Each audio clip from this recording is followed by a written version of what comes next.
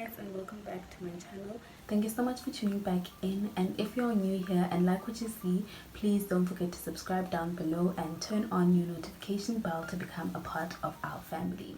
So in today's video, I decided to talk to you guys about how I basically started working with hair companies. So I started working with my very first hair company whilst I was around 700 subscribers. So basically what I did was okay, let me start over. So my first video on YouTube, if you go back to like my first video, you'll see that I posted a hair review, but that was hair that I bought with my own money on AliExpress. So I basically bought bundles and a closure, made a wig, and reviewed the hair probably after a couple of days or after a week of wearing it. And so I did that, and then I posted it on my channel, and people responded very well to it. And then I think while I was around 300 and something subscribers, I just sent hair companies, I don't know why I was so ambitious, but I just sent hair companies emails asking to work with them, and obviously they were like, "Are you out of your mind? You don't even have 500 subscribers and you want us to send you hair and pay you for hair videos?" Like, I do. So basically what I did was, I obviously was rejected, and you know, rejection is nice, but I mean, we move forward. So after that, I think I was around 700 subscribers. I started sending out emails again, and one company, the very first hair company I worked with, Euro Hair, responded, and they were like, "We'd like to work with you, but we're not going to pay you because you don't even have 1,000 subscribers, so we'll send you free hair and you can review it on your channel." And I was so excited, guys. I was like, okay, even though they're not going to pay me, this is the beginning of something. So I was pretty much excited, and I did the hair review. Something is annoying. The hair review on my channel, and once again people responded to it well. And then after that I was like, okay, I've got this, you know, I'm gonna be like you know. After that it went silent for quite a while, and then I think just before I hit 1K, I used to send out emails probably like every 2 weeks, guys. I would send out the same email. So basically what I had in my email was, I introduced myself like so you guys can write this down if you want, but you can change it up a bit if you want to. So basically I introduced myself, "Good morning, I hope this email finds you well. My name is Ayabulela Mahleza. I'm a beauty and lifestyle YouTuber from South Africa. I would like to review hair from your hair company. This is my YouTube channel," and then I attached the link to one of the hair review videos that I did, so that they can see what kind of content I post for hair reviews. So I was like, if you're interested, please watch my hair review video down below, and this is what I can do for your company, blah blah blah blah blah. And that's basically what I said in the email. So I used to send that same email to all the hair companies I could think of and I could find for like every single week or every second week. I used to send that email, and some would not, most actually, like 90% of the companies wouldn't even respond. Some of them, they would respond and they'd be like, "We'll contact you when we need more YouTubers from South Africa," but obviously they never do that. So hence I kept sending the email every second or third week. Anyway, so moving forward, my second review was from Loki Hair, if I remember correctly. They probably responded and asked to work with me after the third email I sent them. And then after that I obviously hit 1K subscribers, and then the emails started coming in. But I think for like the first 5 or 6 hair reviews I wasn't paid, obviously, and I wasn't expecting payment as well, because I mean I had like under 1,000 and just over 1,000 subscribers. So for me, just getting that hair and creating that content was enough for me at that time, because I was starting like this whole hair thing, so I wasn't expecting to get paid big bucks, you know, because I wasn't comparing myself to like the bigger cats in the hair game, because I was a small kid at that time. My advice to you guys is basically to reach out to hair brands. Even if you have under 1,000 subscribers, even if you have just over 1,000, you know, don't wait for hair brands to reach out to you, because most of them, they want numbers. Like, numbers talk, guys. Like, you know, the number of views that you get, the number of subscribers you have, the number of followers you have on Instagram.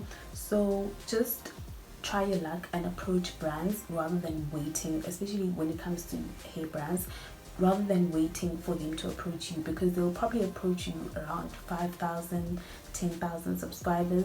Like, most hair companies are approaching me now that I have almost 10,000 subscribers. Like, a lot of them are starting to approach me, and this is not the time where I can say no or whatever, you know, because obviously I'm getting paid now for hair reviews. I'm no longer doing reviews for free. So basically what I did after a couple of hair review videos that I did was I went on to the people that I watch on YouTube. For example, I went on Sneaky Ray and ZX Online's profiles on Instagram. So every single hair company they tagged, I would go onto that tag and go onto the hair company's page, and in their email address, copy the email that I sent like a while ago, and then obviously update like my number of subscribers that I wrote in the video, or link another video in the email.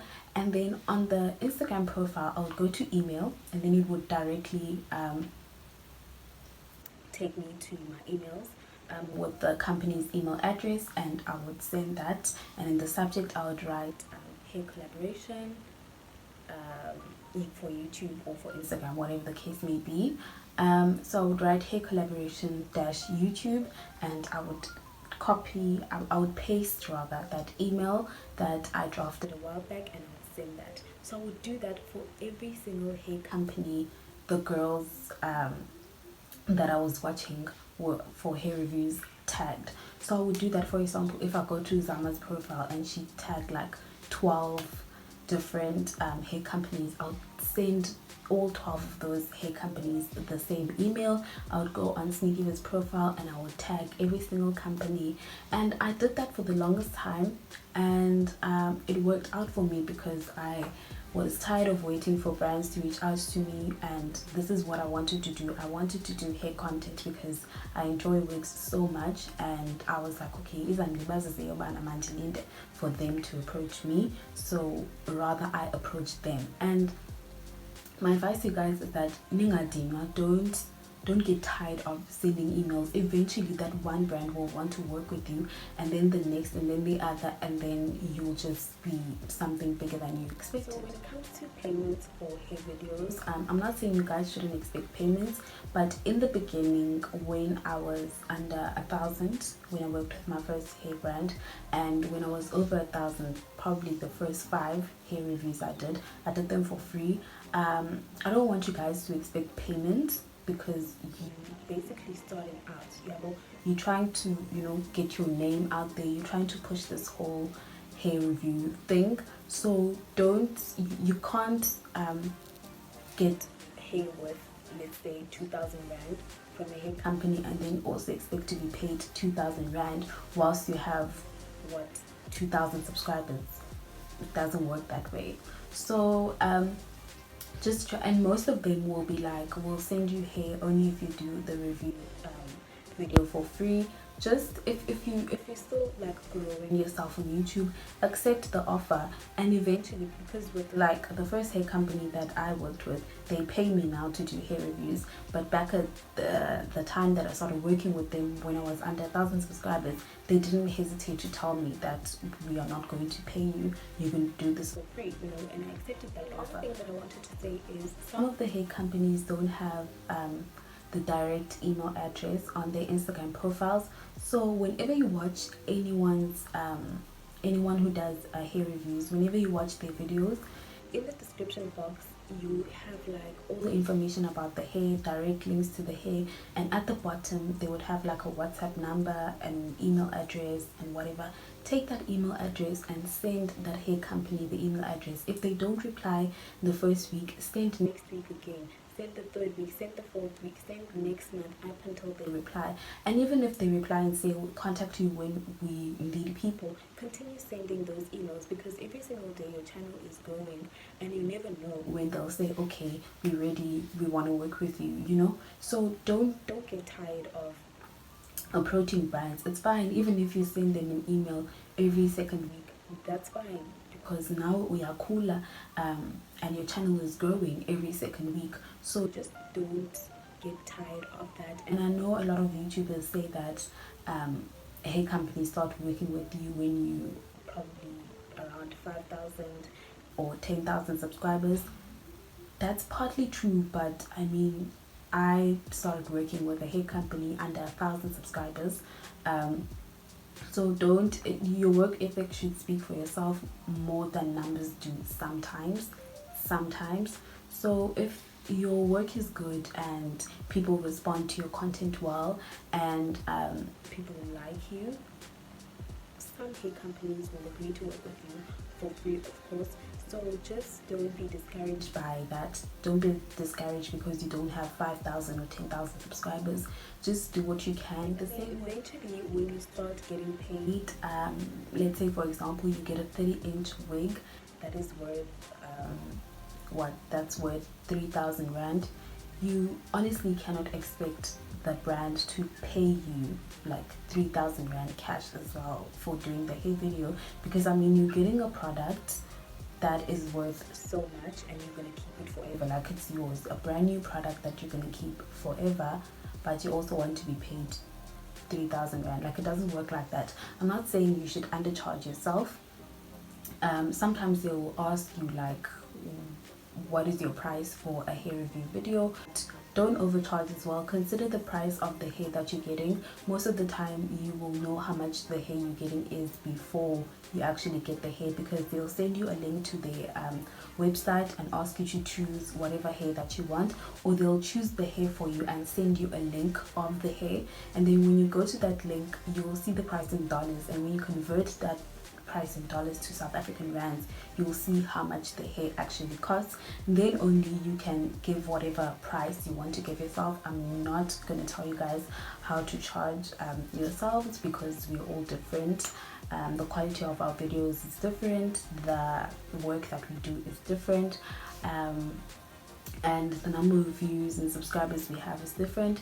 But I'm just saying, eventually if you're a small YouTuber like myself and you eventually get to the stage where you start getting paid, don't overcharge, because there are a lot of us offering to do hair reviews. So if you overcharge, they'll most likely go to someone else who probably won't even charge them, or charge them half of whatever you're charging. But at the same time, I'm not saying undercharge yourself. Charge yourself your worth, but also consider the amount of the price of the product rather that they are selling you, because it's honestly unfair to be getting hair worth 3,000 rand that you're gonna keep, and then you ask them to pay you 3,000 rand in cash as well. So yeah, that's basically what I wanted to share with you guys. So, yeah, if you're looking to start doing hair reviews and you have hair that you've recently bought, maybe hair that is maximum 2 months old, then just do a review on that hair. Or I know a lot of you guys bought hair for graduation. So if you're a YouTuber and you bought hair for graduation after the lockdown and you've received hair, take that opportunity to review the hair that you've received.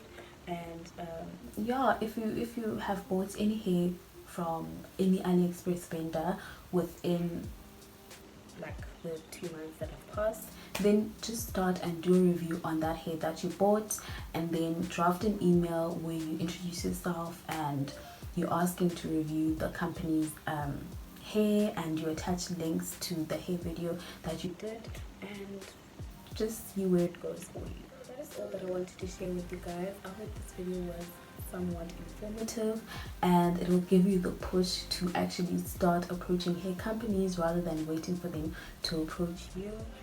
That is it. I hope that you guys enjoyed this video. Thank you so much for watching till the end, and I'll see you in my next one.